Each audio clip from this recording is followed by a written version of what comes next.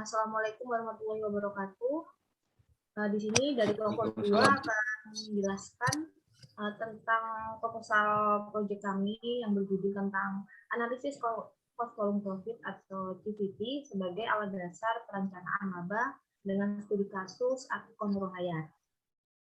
Nah, kemudian di sini ada anggota kelompok kami. Yang pertama ini ada Nila Izana Nafiah, yaitu saya sendiri dengan NIM 19 081 0102007. Kemudian yang kedua ada Muhammad Sulaiman dengan NIM akhiran 2050.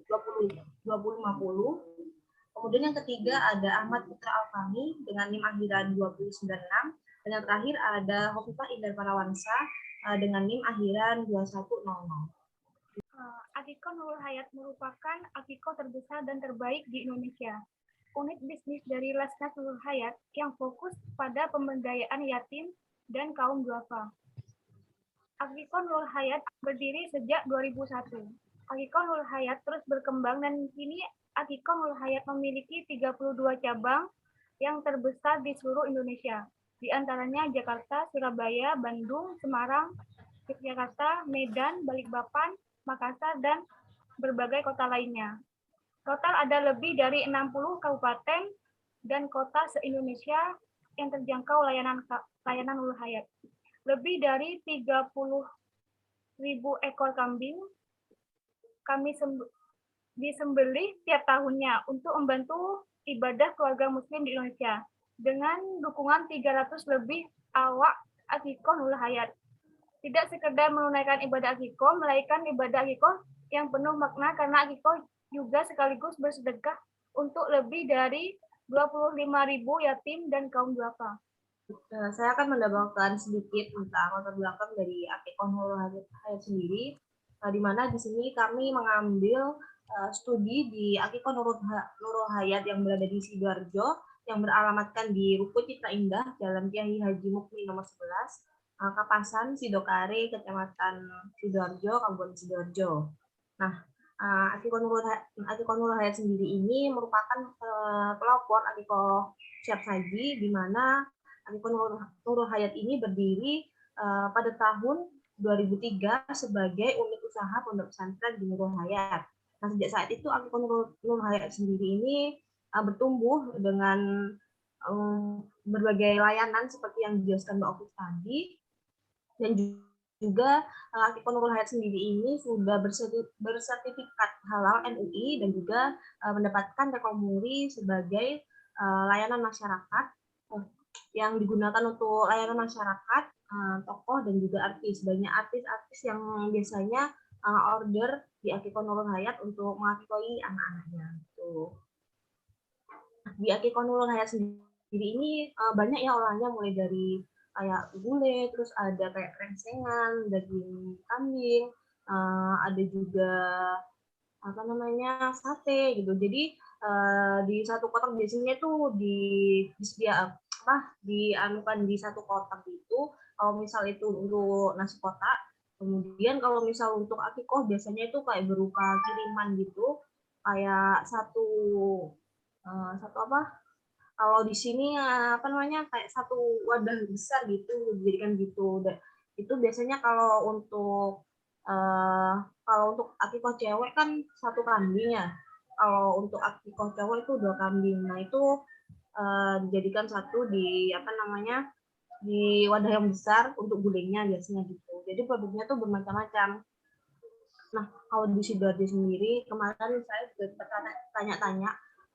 Kalau sekitar 1 bulan itu ada 15 sampai 20 orderan pada setiap bulannya gitu. Jadi usaha kita ini cukup ramai di Sidoarjo sendiri karena mungkin pesaingnya nggak terlalu banyak.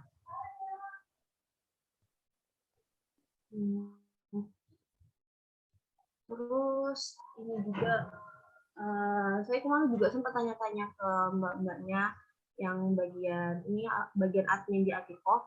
Dalam satu kotak itu ada beberapa isian ya, ada apa namanya kayak bahan tambahan gitu kayak pisang, terus ada mentimun, ada kentang, ada wortel juga.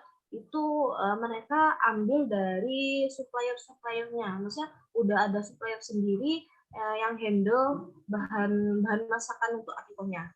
Dan untuk kambingnya sendiri di Akiko Nurul Hayat Sidoarjo ini apa namanya mengambil supplier kambingnya itu di Kabupaten Probolinggo. Jadi setiap akan melakukan penyembelihan akikoh, mereka itu menyembelih di Probolinggo, kemudian dimasaknya dikirimkan di Sidoarjo gitu. Mungkin itu yang bisa saya tambahkan. Bisa di next slide, oke? Next slide. Nah, kemudian masuk di rumusan masalah ya. Dari latar belakang yang saya jelaskan tadi dapat dirumuskan menjadi dua rumusan masalah. Pertama ada bagian bagaimana analisis cost volume profit digunakan sebagai alat dasar dalam perencanaan laba pada Akiko Nurul Hayat Sidoarjo. Kemudian yang kedua ada berapa besaran penjualan yang harus didapatkan jika perusahaan mengharapkan peningkatan laba sebesar 10% pada Akiko Nurul Hayat Sidoarjo. Yang kemudian nanti analisis biaya volume profit ini, cost volume profit ini dapat membantu ya, tujuannya dari kami dapat membantu perusahaan untuk manajemen dan untuk melihat peluang untuk terhadap laba bersih yang akan diperoleh.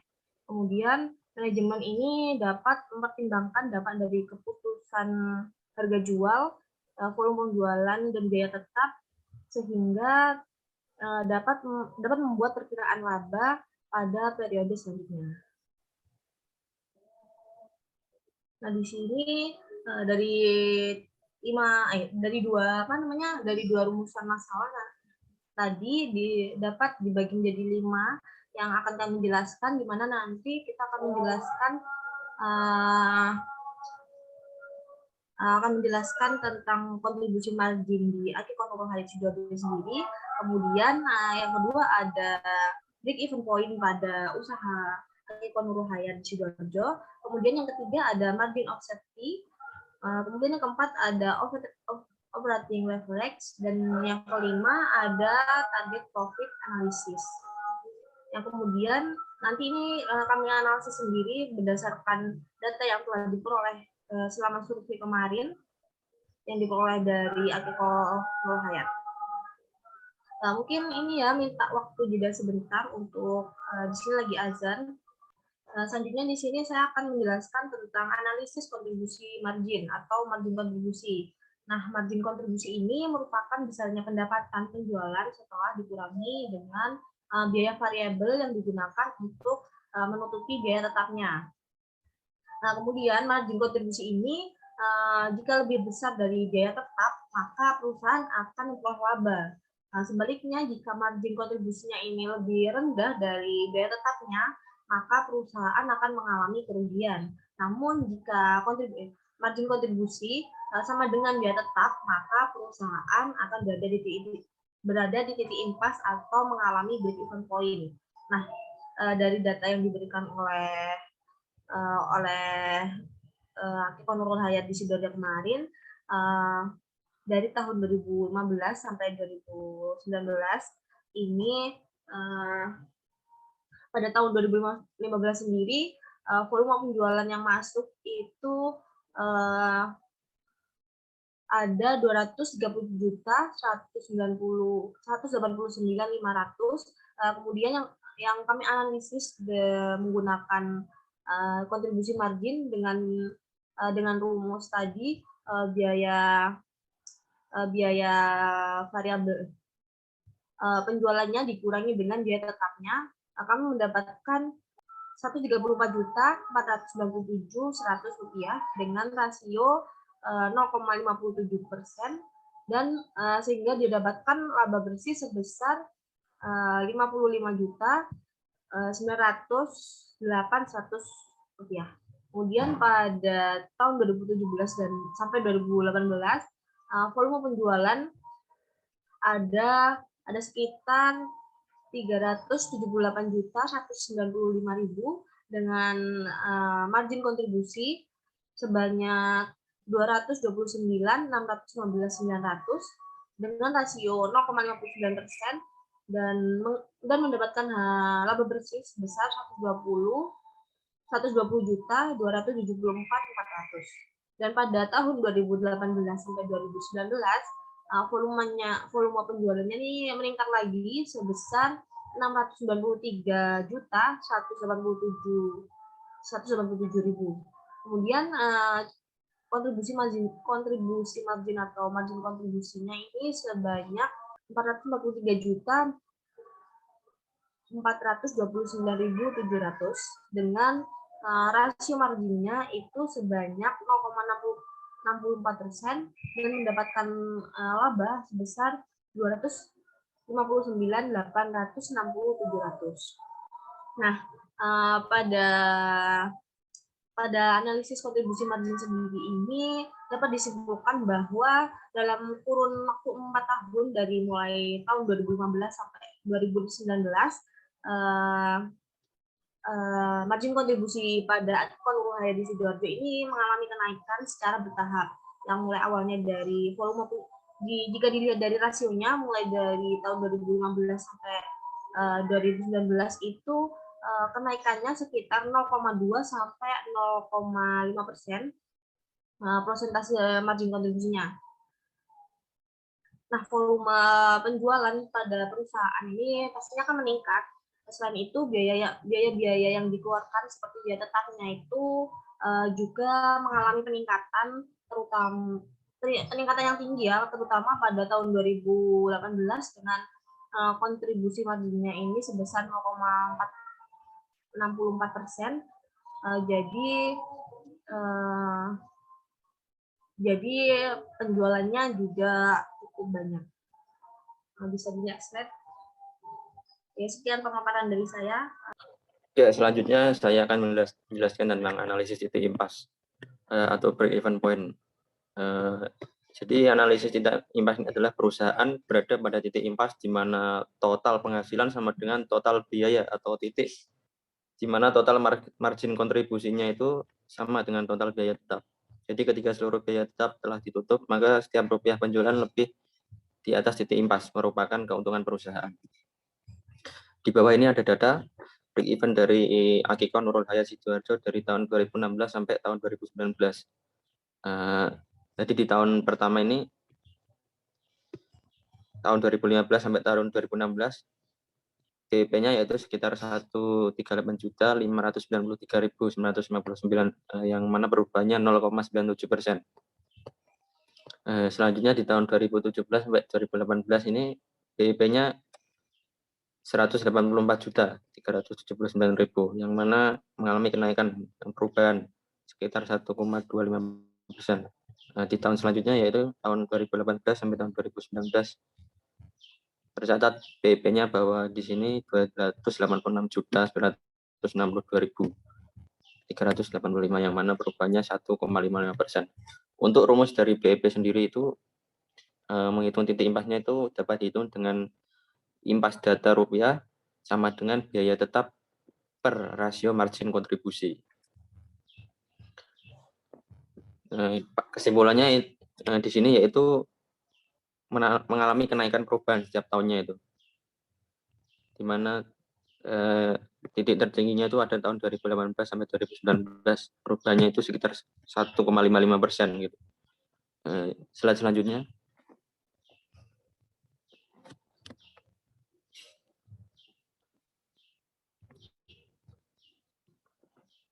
Bisa dilanjut untuk pemateri yang selanjutnya. Masih saya, Mbak. Jadi selanjutnya ada analisis margin keamanan, bahasa Inggrisnya margin of safety. Jadi margin of safety ini akan menunjukkan batas maksimal penurunan volume penjualan yang tidak akan menyebabkan kerugian perusahaan. Jadi semakin besar margin of safety atau MOS ini, maka kondisi perusahaan tidak dalam bahaya. Sebaliknya, jika MOS-nya ini semakin kecil, berarti menunjukkan bahwa perusahaan ini dalam keadaan genting atau bahaya, atau akan mengalami break-even point.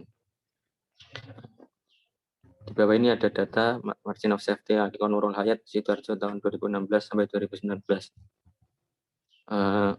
dari tahun 2015 sampai 2016 dulu ya, penjualannya itu 237.189.500. Yang mana margin of safety-nya dalam bentuk rupiah ini 98.595.540. Margin of safety persennya yaitu 0,42%. Selanjutnya di tahun 2017-2018 penjualannya 387.195.000, yang mana margin of safety rupiahnya yaitu 202.819.424, dan MOS-nya ini 0,52%. Selanjutnya di tahun 2018 sampai 2019 sendiri penjualannya makin meningkat, di mana ada 693.187.000, yang mana MOS dalam bentuk rupiahnya itu 406.224.614, yang mana margin of safety dalam persennya yaitu 0,59%. Untuk rumus dari margin of safety sendiri menggunakan ada dua rumus. Yang pertama itu margin of safety-nya dalam bentuk rupiah sama dengan yaitu total penjualan dikurangi penjualan titik impas. Sementara margin of safety-nya dalam bentuk persen tadi yaitu margin of safety-nya yang tadi yang pertama itu yang mana rumusnya total penjualan kurangi penjualan titik impas tadi, hasilnya itu margin of safety-nya per total penjualan dikalikan 100. Mungkin sekian dari saya. Bisa. Di sini saya akan menjelaskan tentang analisis terkait operating loss rate. Operating loss rate merupakan suatu ukuran besarnya penggunaan biaya tetap sebuah perusahaan. Analisis ini dapat digunakan untuk menjawab pertanyaan tentang berapa besarnya kenaikan laba jika terjadi kenaikan penjualan dalam jumlah persentase tertentu. Seperti yang dilihat pada analisis Akikoh Nurul Hayat Sidoarjo tahun 2016 sampai 2019. Pada tahun 2015 sampai 16 penjualan itu 200.307.189.500 dan kontribusi marginnya itu 134.497.100 rupiah. Dan operating loss rate-nya 2,41% dan laba yang diperoleh 55.908.100 rupiah. Dan pada tahun 2017 sampai 18 penjualannya tuh ada 387.195.000 rupiah. Dan kontribusi marginnya tuh 229.615.900 rupiah dan operating loss rate-nya 1,91%. Dan labanya 120.274.400 rupiah. Dan tahun 2018 sampai 19 penjualan tuh 693.187.000 rupiah dan kontribusi marginnya 443.429.700 rupiah dan operating loss rate-nya 1,71%. Dan laba diperoleh 259.860.700 rupiah. Sehingga dapat disimpulkan bahwa operating loss rate diperoleh perusahaan masih belum dapat mempengaruhi perubahan laba perusahaan, di mana perusahaan mengeluarkan biaya tetap yang selalu meningkat setiap tahunnya. Struktur biaya tetap yang dikeluarkan tidak mampu mengungkit laba perusahaan, di mana dapat dilihat tidak ada peningkatan dalam penjualan dari tahun ke tahun. Volume penjualan yang diperoleh tiap tahunnya mengalami penurunan yang menyebabkan laba yang diperoleh juga mengalami penurunan sebesar nilai operating loss perusahaan tersebut. Dapat disimpulkan bahwa kemampuan yang dimiliki perusahaan Akikoh Nurul Hayat dalam memanfaatkan biaya tetap untuk mempengaruhi perubahan penjualan terhadap laba masih tergolong rendah. Perusahaan kurang berhati-hati dalam mempertimbangkan struktur biaya tetap yang akan dikeluarkan untuk mengungkit laba perusahaan. Silakan untuk materi selanjutnya menjelaskan analisis target laba. Yang selanjutnya bisa kita lihat dari tabel analisis target laba Akikoh Nurul Hayat. Nah, di situ menunjukkan bahwa dalam 4 tahun terakhir ini Akiko Nurul Hayat Sidoarjo itu pada periode tahun 2015 sampai 2016 masih belum mencapai target laba yang direncanakan. Di mana periode tahun 2015 sampai 2016 ini target laba yang ingin dicapai adalah 270 juta itu. Sementara itu yang realisasi hanya sebesar 237 sekian. Begitu juga dengan tahun-tahun berikutnya.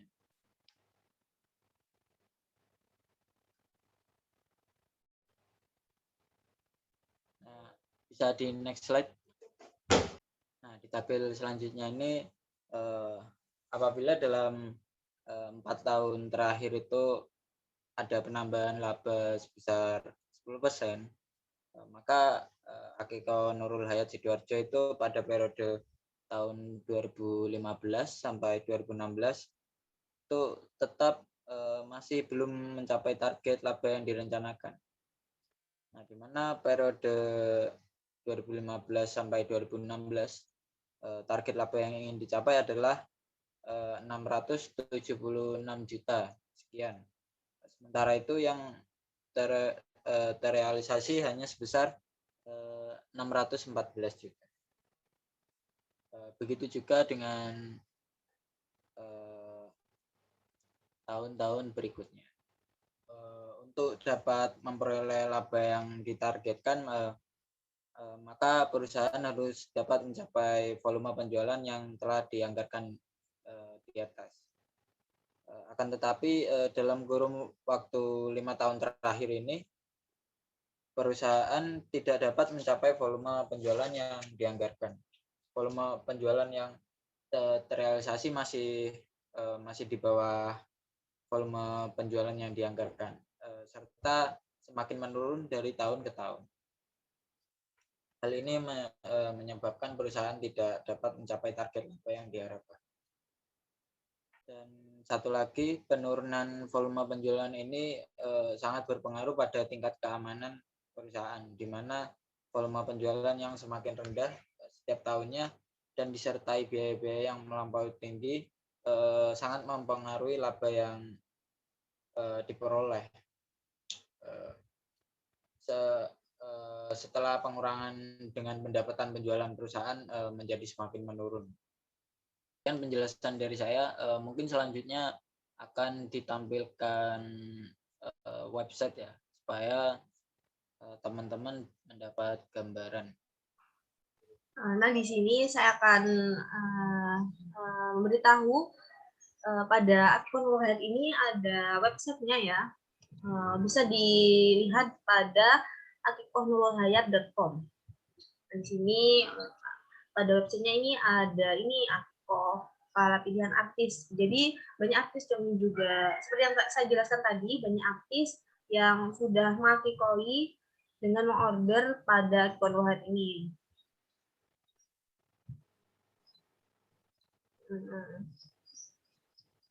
Nah, jadi kalau misal order kemarin yang dijelaskan oleh Mbak-Mbak yang admin Akikohnya, setiap order Akikoh mendapatkan free boneka.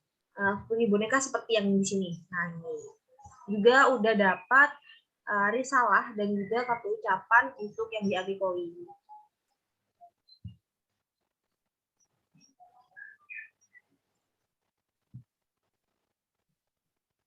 Nah, ini sudah terbukti ya. Nah, tadi seperti yang dijelaskan Mbak Ok dan saya pada awal presentasi tadi, udah sekitar ada sekitar 3.000 kambing setiap bulannya yang terdistribusi pada 60 kota di Indonesia. Kemudian sudah memenuhi syariat Islam dan sudah tersertifikasi halal dari MUI. Dan juga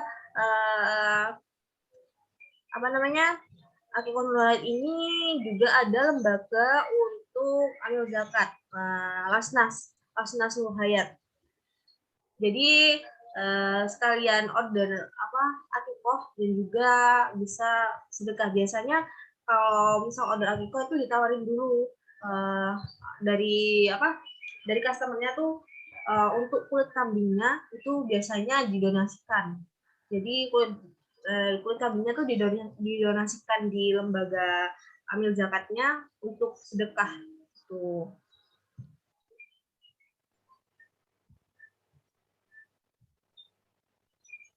Nah, untuk kemudian ada flash list harganya.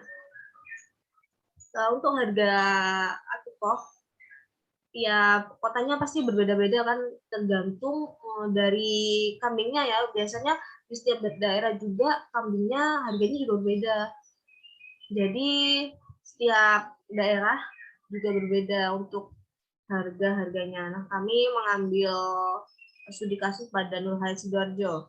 Nah, saya akan tampilkan harga-harga di akikoh Nur Hayat Sidoarjo, yang mana ada beberapa paket.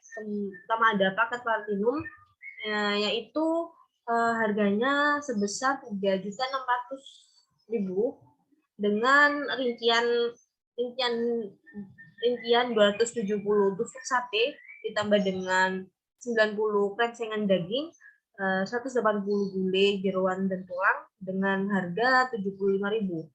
Dan kemudian menu yang kedua ada 550 sate dan juga 150 gulai. Jadi di platinum ini ada dua menu. Yang pertama, menu ketiga ini ada ini sebesar ini yang saya sebutkan tadi. Kemudian yang kedua ada 550 tusuk dan juga 150 gulai. Kemudian yang menu yang istimewa ini untuk kambing jantannya senilai 3.250.000 dan kambing betina 2.400.000 dengan ikan menu ada 210 sate dengan kemudian ditambah dengan 70 krengsengan daging dan juga 140 gulai jeroan tulang ditambah dengan 75.000. Kemudian menu yang kedua ada 450 sate dan juga 140 gulai. Kemudian ada menu super yang mana untuk kambing jantannya itu senilai 2.500.000 dan kambing betinanya itu 1.950.000 dengan 3 menu, yaitu 150 sate, 50 krengsengan daging dan 100 gulai jeroan tulang dengan harga 75.000. Kemudian yang kedua ada 300 tusuk sate dan 100 gulai. Dan kemudian ada menu yang selanjutnya ada menu puas, yang mana untuk kambing jantannya itu sekitar 2.400.000 dan kambing betinanya itu 1.850.000 dengan rincian 3 menu, yaitu 120 sate ditambah dengan 40 krengsengan daging ditambah dengan 80 gulai dengan ditambah harga 75.000. Kemudian yang kedua ada untuk 2 menu ada 250 sate dan juga 80 gulai. Kemudian juga akikoh Nur Hayat ini enggak hanya cuma akikoh aja. Biasanya juga ada orderan untuk tasyakuran.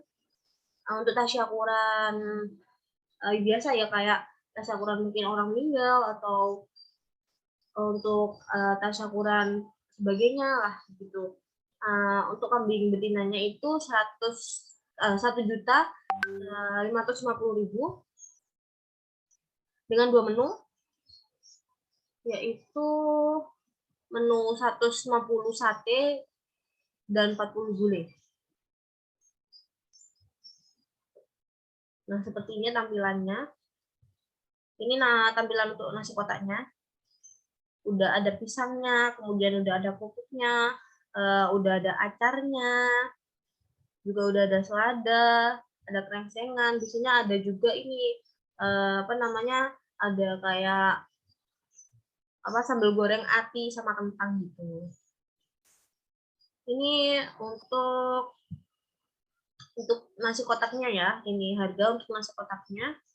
Tasyakuran yang ini ada menu platinum, yaitu ada 3 menu, dengan 90 kotak, dan kemudian ada 2 menu 190 kotak, kemudian ada menu istimewa yaitu ada 3 menu persajian itu ada 70 kotak, kemudian untuk 2 menu itu 140 kotak, kemudian ada super untuk 3 menu itu sebanyak 50 kotak, dan untuk 2 menu itu sebanyak 100 kotak. Kemudian ada UAS untuk 3 menu itu 40 kotak, dan untuk 2 menu itu 80 kotak. Nah, ini gambar dari nasi kotaknya, bisa dilihat.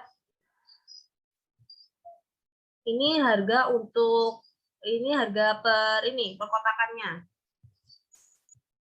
Bisa dilihat ya, bisa dilihat di sini.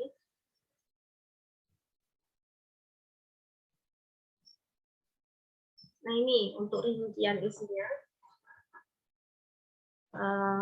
Rincian isinya itu untuk nasi kotaknya itu ada nasi putih, kemudian ada acar, kemudian ada bumbu kacang untuk menu satenya tadi, kemudian ada juga sambal, ada bihun, goreng wortel kubis. Ini terbatas ya, hanya untuk paket hemat dan juga premium hemat. Kemudian ada juga sambal goreng kentang ati.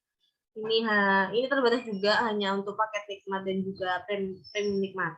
Kemudian ada pupu udang, kemudian juga ada buah pisang, risal akikoh. Ini seperti kartu ucapan gitu. Kemudian juga ada kartu ucapan, biasanya kartu ucapan ini digunakan untuk untuk akikohnya, tapi nggak terbatas untuk akikohnya aja. Kartu ucapannya biasanya kalau dibuat tasyakuran itu tetap dibuatkan, tapi tidak, kalau misal buat tasyakuran itu tidak perlu kayak usaha akikoh gitu. Kalau kartu ucapan ini biasanya untuk tasyakuran dikasih namanya siapa yang lagi mengadakan tasyakuran gitu. Juga ada alat makan juga seperti tisu, sendok, dan tusuk gigi. Kemudian juga box eksklusif dengan ukuran 22 kali 22 cm. Nah, seperti itu. Sekian ya dari materi yang bisa kami jelaskan tentang cost volume profit tadi. Saya akhiri. Wassalamualaikum warahmatullahi wabarakatuh.